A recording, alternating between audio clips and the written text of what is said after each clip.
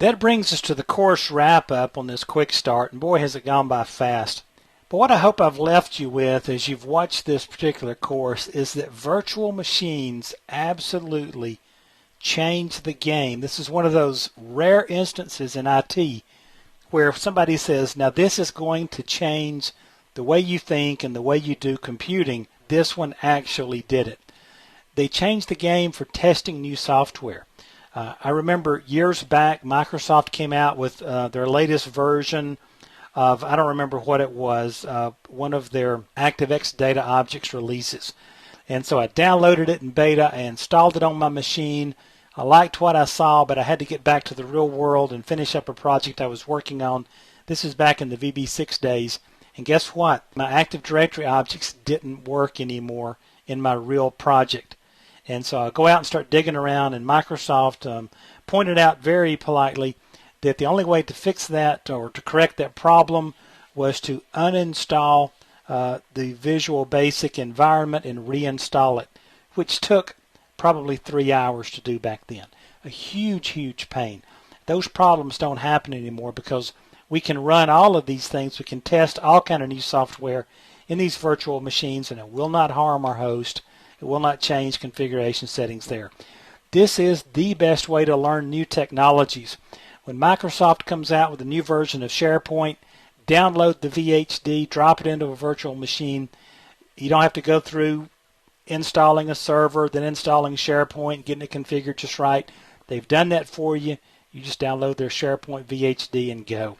And a lot of times Microsoft has labs for you. You want to get into Linux, you can download Linux virtual hard disk, load them up, play with it. All kind of cool things you can do. If you want to get adventurous, there's all kind of forums and sites out there for running all kinds of different operating systems in these virtual machines. And if you just want to run multiple operating systems, that is exactly what Microsoft is doing with the Windows Virtual PC product in Windows 7 to give you backward compatibility to a virtual machine that will run XP so that you can run backward compatible applications in XP that just simply won't perform the way you need them to or won't function in the Windows 7 environment. So you'll hear me if you've ever watched any of my other courses about SQL Server or C# or VB.NET, and I always talk about it would really be cool if you will run this in a virtual machine because it's very easy to set up and it's not going to damage your underlying operating system or your host operating system.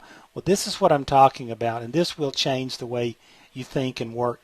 Also, when Microsoft comes out with the next version of Windows 8, whatever it is, grab it in beta, drop it into a virtual machine, play with it without fear. You can also need to get out there and explore the various virtual machine products that are available, be it VMware, Virtual PC. There's all kind of open source, really cool virtual machine products. And this is a race that's going on, and every once in a while somebody will jump way out in front of everybody else and have some really cool functionalities. I didn't go into, because I didn't want to get too confusing here, about running 64-bit machines inside these virtual machines. The answer is yes, it is possible. I believe VirtualBox will do it. The latest version will. I'm not sure about Virtual PC, but again, go out there and read the documentation, Google those kind of questions, and you can actually run 64-bit virtual machines now. The biggest thing I can tell you is whatever virtual product you're running, read the documentation.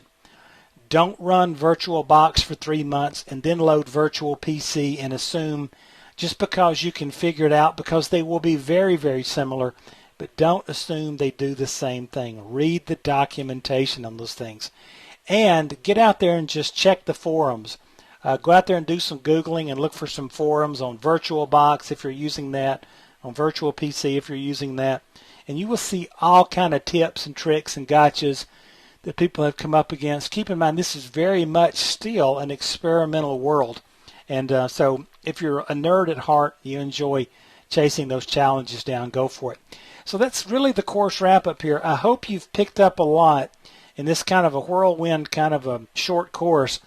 But what I hope to do is just step you through the process, and I hope I've helped you see how to go out there, and if nothing else, grab VirtualBox, go step by step, get a virtual machine up and running, and play with it. And trust me, once you set one up, you're on your way. You won't need the video anymore. Best of luck with it. I will give you some contact information in the About the Author movie, and you can send me some feedback on this. I'd really like to hear from you guys who have never seen virtual machines before.